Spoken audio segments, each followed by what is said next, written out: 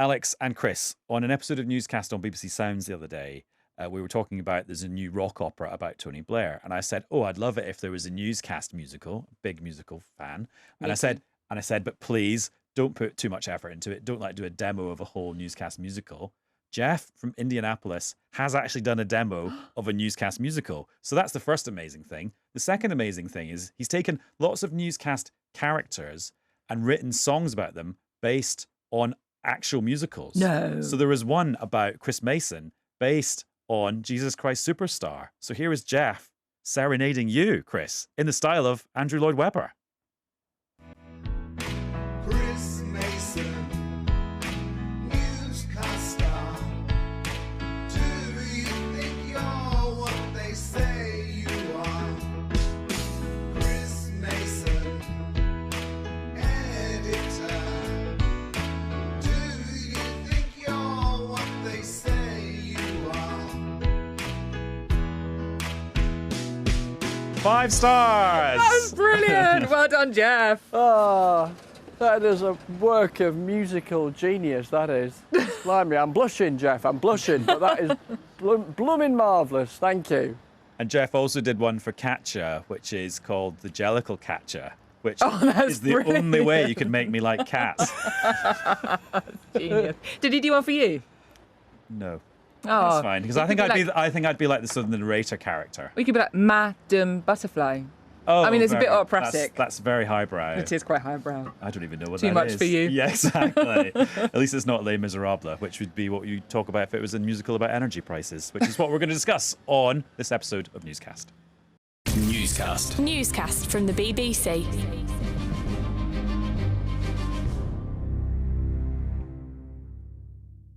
Hello, it's Adam in the studio. Hello, it's Alex in the studio. Hello, it's Chris in the car park in Watford.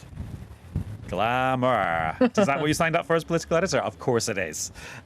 So lots of people are going to be joining us to talk about loads of issues, but the big one today is the cost of living. And the Treasury will send us a very angry email if we say there was a mini budget today. But Rishi Sunak, the Chancellor, did announce a lot of things, didn't he, Alex? Yeah, he did. This is the thing that we didn't think was going to happen, and then we thought might happen, and then it did happen, and it all happened a bit quicker than they said it was going to happen in the first place. Yeah. But should I just give you the headlines, like Yes. a really quick précis of what this was? So this was the government's response to the cost of living crisis, and the big focus was on helping people, particularly with their energy bills. And to boil it down, every household's going to get 400 quid in the autumn to help with their energy bills. That's every household in the United Kingdom.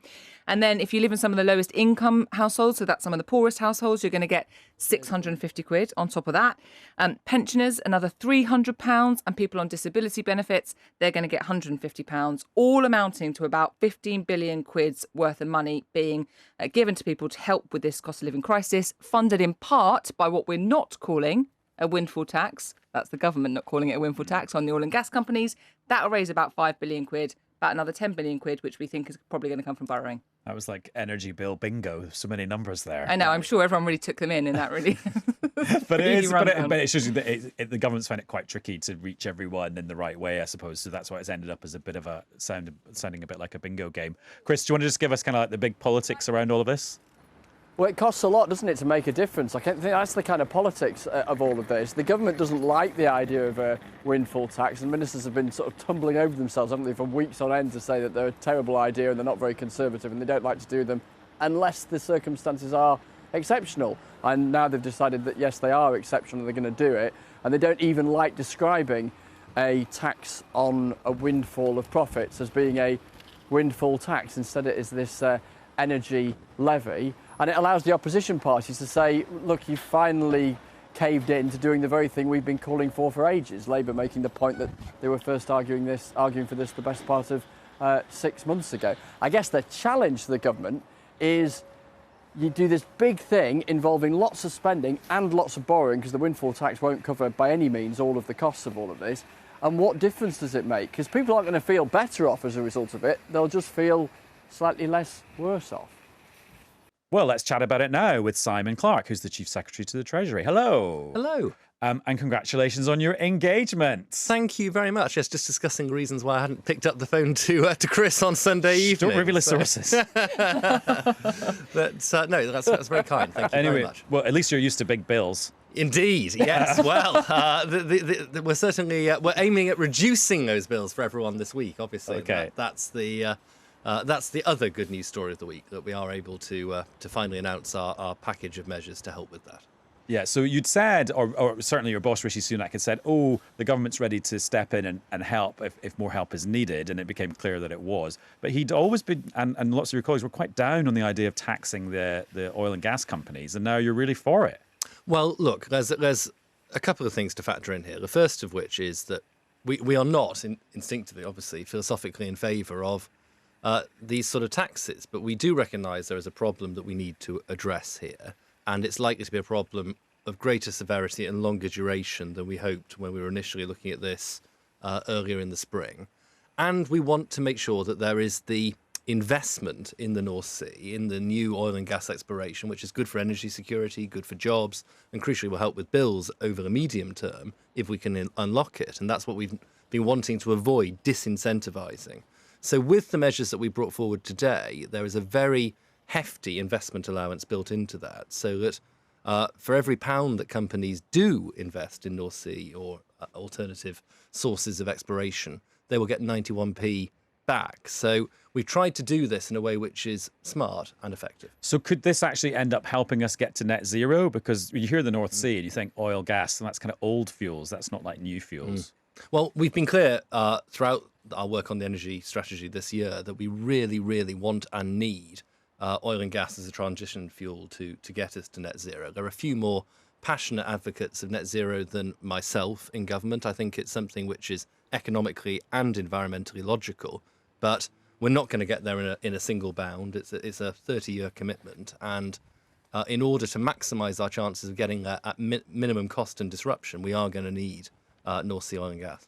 Just to come back to Adam's first point, though, I guess there will be some people thinking, why does it take the government so long to get to where it's going to end up? So Labour and the Liberal Democrats have been going windfall tax, windfall tax, windfall tax, windfall tax.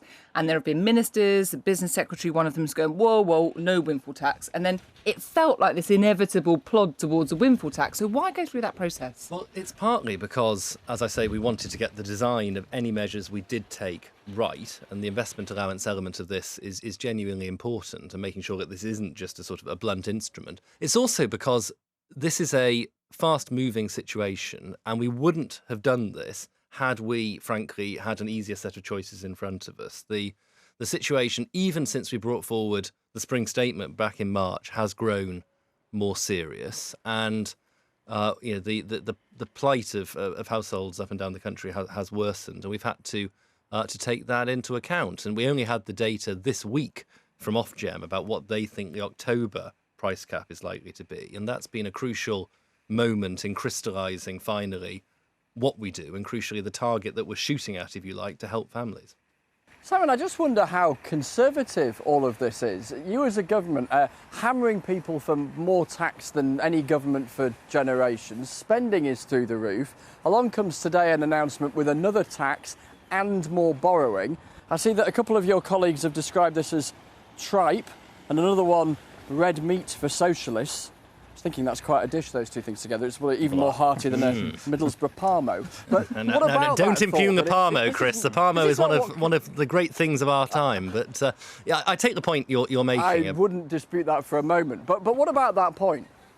Well, look, we are ultimately a pragmatic government dealing with a series of unprecedented challenges in peacetime, and that would be the best and most honest answer I can give to that question. Nobody, sitting down in 2019, the day after we'd won the general election, would have imagined that we would end up having to do the things we've done. But look, we've had a pandemic, we've had war in Europe, we've got a global inflationary crisis, the like of which hasn't been seen really in my lifetime, and there is a clear need to respond to that using all the tools that government has at its disposal. We have not in any way turned our backs on our core philosophy, which is that the state should know its limits, and that ultimately sound money really matters. But when you are dealing with events of this magnitude, you do have to take the steps that are necessary rather than ultimately default back to what are ideological choices. And in this case, I think we've done what is what is required in the circumstances. And I don't think, frankly, we can apologise for doing that. There are no alternatives to helping families faced with a crisis of this magnitude. We have to raise the money to do that insofar as we can. And I think we've struck the right balance, as I say, with the investment dimension in the North Sea in mind as well. Can I just ask you about one specific? So every household is going to get £400 to help with the cost of their energy bills. Yes. Why isn't that more targeted? Because there will be some families for what that is an absolute lifeline. You know, people that perhaps aren't on benefits, people on slightly higher incomes that are really finding things difficult. So that will really count. But there are others who just won't need it. And I mean, I don't want to get personal or anything, but you know, your boss, Rishi Sunak, he's on the rich list. He doesn't need £400 to help with his energy bills. Well, why is it so wide? To be clear, 3/4 of this package is going to the most vulnerable people in society. So we are confident it is a very well targeted series of measures. But the fact is that we are doing the £400 for every household because there is a recognition that whilst some households obviously need the maximum amount of help, which can under certain circumstances be as high as just over £1,600, and the roughly 8 million homes in receipt of means-tested benefits will be getting £1,200, and that's rightly where the bulk of the help is concentrated. Actually, there are lots of homes relatively far up the income spectrum for whom these sort of bills are going to be a major pressure. If we do indeed hit the 2,800 energy price cap in October, that is going to trouble lots of families earning 30,000, 40,000 a year. And whilst they won't need all of that smoothing away, my goodness, £400 will still be important. And there are very few neater ways, if you like, of starting to distribute that kind of help. And we have to do it, obviously, at some speed so it is paid out through the system in time to make a difference by the autumn. The thing is, though, Simon, if you're handing a big chunk of money to a lot of people who might welcome it but don't actually need it, don't they then go out and spend it? And that is inflationary. That contributes to prices going up, which is the very problem you're trying to solve. Well, Chris, we always try and assess, how best to strike the balance here. And I've been clear in interviews for weeks now that we mustn't do things which would worsen an inflationary spiral. And we've really tried to target this, as I say, in a way which does mean that the money is going to the people for whom it will make the most difference. And I don't think there are many homes in this country where these kind of price rises, which of course aren't limited to energy. Energy is the main focus, but not the only one, aren't going to have an effect. And so we are trying to provide genuine support for, if you like, middle income homes, while focusing the great bulk of this at those homes for whom this could make the real difference between surviving, if you like, and not. So, I think it's a carefully calibrated do you accept package. That this will be inflationary?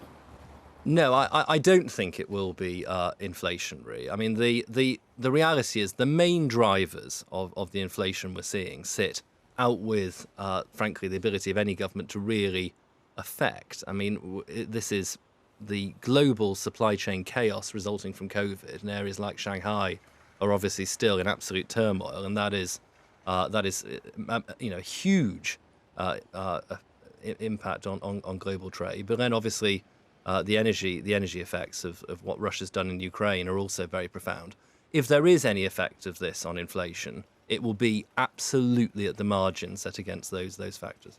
Now, one of the reasons you've ended up with a bit of a patchwork and a blunt instrument for this package is because you discovered that the benefit system can only be changed at certain points in the year because of the IT. Yes. Tell me, what was your honest reaction when the official told you that was the case? Well, we are always working to improve the IT systems Very diplomatic. that help Turn it off and on again. that help government to work. And look, I mean, actually, the one bit of the system which you can seamlessly uprate is actually universal credit, which is the part of the welfare The bit you system don't want to do. is actually extremely controversial at times in recent years, but actually is the most responsive to changing circumstances. That's the smoothest part of the system to affect. You can't do that for historic legacy reasons, but with all of the forms of the welfare system. Now, we need to change that, but it's just a reality with which we are faced when it comes to getting this help out. And actually, we are clear that uprating benefits, all of these other tools,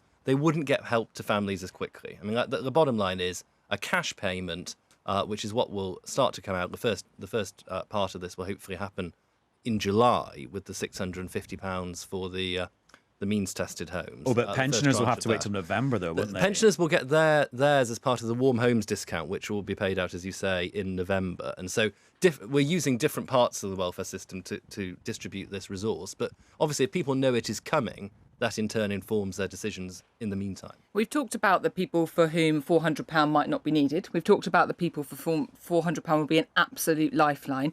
There are other people for whom this whole package won't even touch the sides. You know, you talked yourself about the increases in the energy cap that are still to come down the line. And when you take into account the cost of food, you know, there are people in the lower incomes who are still going to really struggle. So is there going to have to be more to come?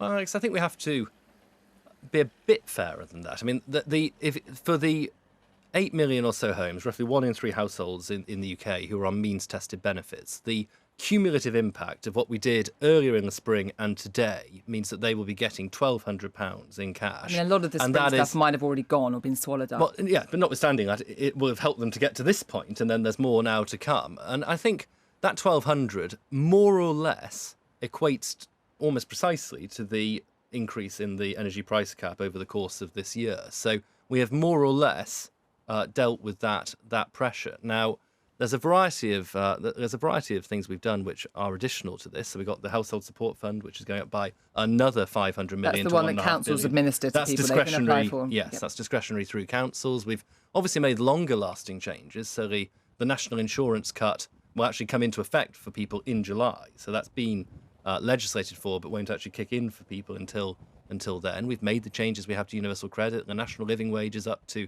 £9.50 an hour. There is a lot that is going on here which has to be seen cumulatively in order to give a fair assessment of the situation. And I don't think we can shy away from this point. The government isn't saying that we can or should smooth away every bit of what is a massive inflationary global challenge at the moment. We have to try and help families in a targeted way, but we shouldn't pretend, because it's neither compassionate nor economically right, that we can just make this whole issue not a thing, because that would be to deceive people, and it would be to put the national finances totally underwater if we were to try. This is all badged as help with energy bills, but the price of everything is going up. Can you imagine, I don't know, like a bailout for families for groceries if groceries become very expensive? No, I think this has to be seen as our offer on this now, because I mean this is a £37 billion intervention. Obviously, comes after we spent £400 billion responding to COVID, and I think by targeting this at energy, which is the single worst affected part of every household's budget, we have done a lot here to make sure that people are supported in the way they need to be. We are not running a prices and incomes policy a la 1970s, and nor should we, because you do not get out of these kind of inflationary traps if you try. And if there's one core message to get across here to people who are concerned about that, it is that the government understands the limits of what we can do. Equally, as I say, we recognise there's very severe need at the moment, and that's why we put together a package which most outside observers, I think, say is objectively generous in response.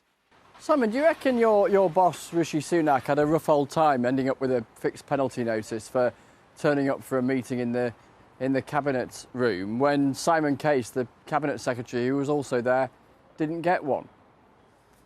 Well, Chris, it's not for me to question the Met Police, and we have to respect the decisions that they've reached. Well, you can if you I mean, want. I think, there is no question that anyone who saw the photographs of the event for which the Prime Minister and the Chancellor were fined in Sue Gray's report yesterday will say that hardly looks like a raucous party in the eyes of most people.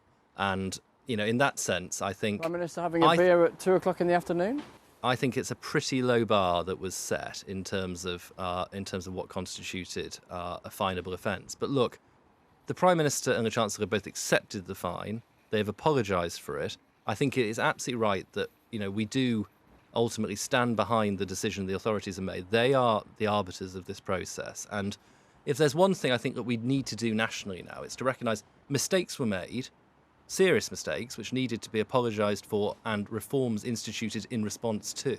But I also think we genuinely have to move on. You say there was a low bar, but he was found He was to have fine, broken and the as I law. say, And there'll and- be people who listen yeah. to that, and I know you want to move on from Partygate, but there will be people that go, hang about, you say there's a low bar, but he's the Chancellor, he got fined by the police, and the fact you say, we apologise, but the bar was low, it sounds like it's like a caveated apology, so it's maybe not- that's why people can't No, move no. I on. mean, look. I mean, I am happy to repeat, and I know, and Rishi repeated just yesterday in his statement regarding Sue Gray that he apologises very humbly and sincerely again. There is no caveat to that apology. I'm saying, as someone looking at it from the, from the outside, that I think a low bar was in place here, and I think many people would. But Rishi's not trying to in any way evade that, and I think he has owned that in a way which ultimately I think reflects pretty well on him, not chosen to contest it and chosen to get on with the job. Simon, thank you very much. Thank you.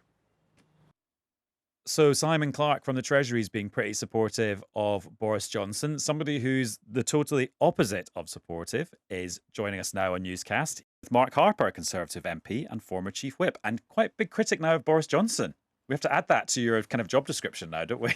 Yeah, well, look, it doesn't particularly give me any pleasure to do so. I'd much rather be supporting the Prime Minister and the government. But as I've set out very clearly before, I think over the whole revelations about breaking the law, not being straight about it, and frankly asking decent men and women on my side of the House to defend the indefensible, I've made it very clear I think he needs to go. I think the public's made its mind up. And at some point, MPs listen to the public. Otherwise, the public deal with MPs that don't listen to them. I just wonder, Mark, if the public definitely has made its mind up, because here was a Prime Minister who, when he became Prime Minister, was perhaps better known as a character than any other Prime Minister taking the job in our collective lifetimes. And people knew he was unconventional, and people knew that he behaved differently, frankly, from lots of other politicians. And people really liked that. And perhaps in a couple of years' time, or whenever that election is, people will still have the capacity to do that, and we'll kind of parcel this up as, in the way that Tony Blair used to say John being John about John Prescott, might say Boris being Boris. He breaks rules. We kind of accept that, even if we're not all that keen on it. Well, they may, but that's not what they're saying at the moment. I mean, even a very significant proportion of Conservative voters who voted for him and voted for us think he should resign. Not a majority, but enough that if they don't vote for us again, we lose. And I think something like 65% of Conservative voters think he hasn't been straight with people, that he hasn't been telling the truth over what's been happening in Downing Street. So I think once people decide you're not being straight with them, you've got a real problem. And I'm not sure, once people decide you're not being straight with them, you can ever quite put that right. If it's a policy thing, if you make some cock-ups on policy, you can fix those. But I think if people decide you're not being straight with them, and the thing with COVID, why it's different, is, and you'll remember the discussions we've had previously about, the pandemic and when I chaired the COVID recovery group, that was a national experience. Everybody went through it. Everyone knew what the rules were. Everyone has gone through, many people went through really tough experiences and had to make really tough calls about how they behaved. And I just don't think people are going to put it to one side lightly and go, it's fine, we're cool about it. This is so refreshing because in political parties, normally all this stuff is done quite coded, or they'll talk to you in the corridor afterwards and say, well, actually, this is what I really think. You're just coming out and saying it explicitly that you think your boss, your party leader, is rubbish. It's quite amazing. Is it quite empowering for you to do it? Well, look, I don't take any pleasure in it. I would much rather, I voted for him because some people pretend that the only people criticising him are people that never support him. I voted for him because I wanted to get Brexit done. I wanted to defeat Jeremy Corbyn, and he did both of those things.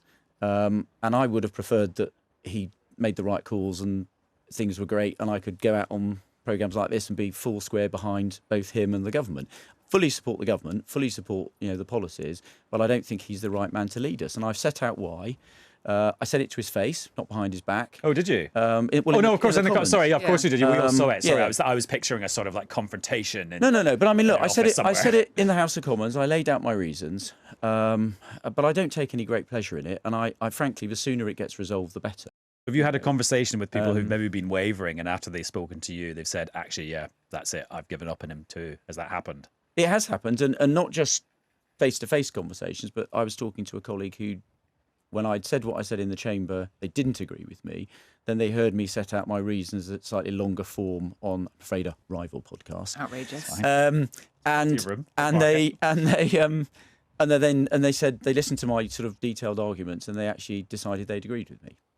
So, you know, people do change their minds and people do to settle down. But no, I think it's really important in politics, in your own party, that people can have different views without falling out with each other. I don't think that's very helpful. And whatever happens, we're all going to have to pull together, fight a general election, and win it as a team.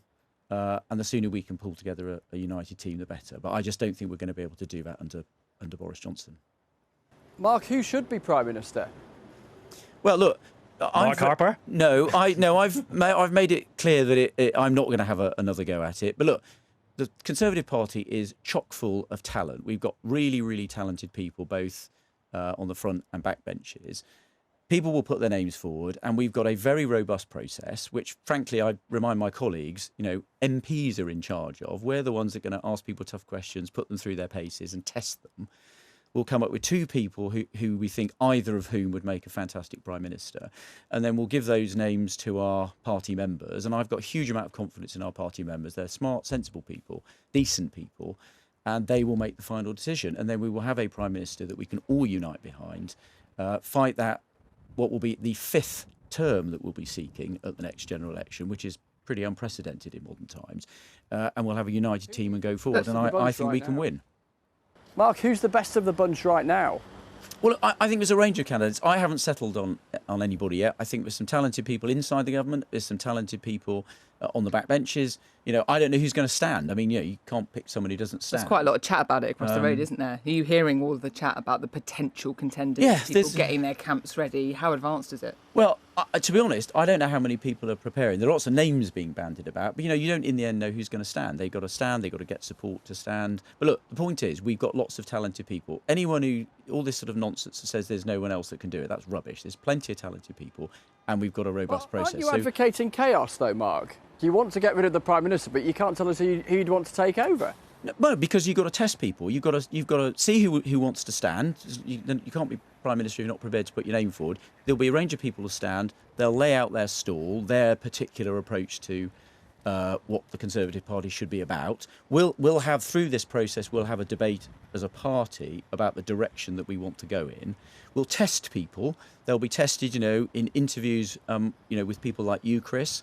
You know, with your new hat on, you'll put them through their paces. There'll be other broadcasters who'll put them through their paces, and we'll be looking at them through the prism of, is this somebody who we can put in front of the public in a general election campaign, out on the campaign trail, in the media, you know, in the House of Commons, doing their stuff, and do we think they'll persuade the public to vote for them? And at the end of that process, that test, you know, you're going to end up with the person that you think can lead. In the old days, a leadership contest with the sign of it starting was somebody hiring an office and putting the phone lines in. So true. I don't know, do we still have landlines? No, now it's like they all sign up to TikTok. Yeah, but I'm just wondering, what is the 2022 version of that? Is it like, oh, a Liz Truss branded ruler arrives in your pigeonhole? No, it'll be Priti Patel. It's probably a WhatsApp mug. group. It's probably a WhatsApp group. Are there any of them already? Well, that's I heard you to find out. So it's I'm sure we will. Mark, thank you very much. Thanks, Mark.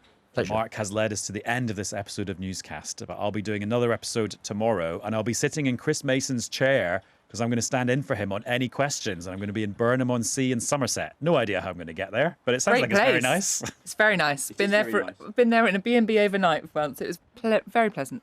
Wish me luck, Chris. Good luck, Adam, from the car park of a DIY store in Watford. Bye, everyone. Bye.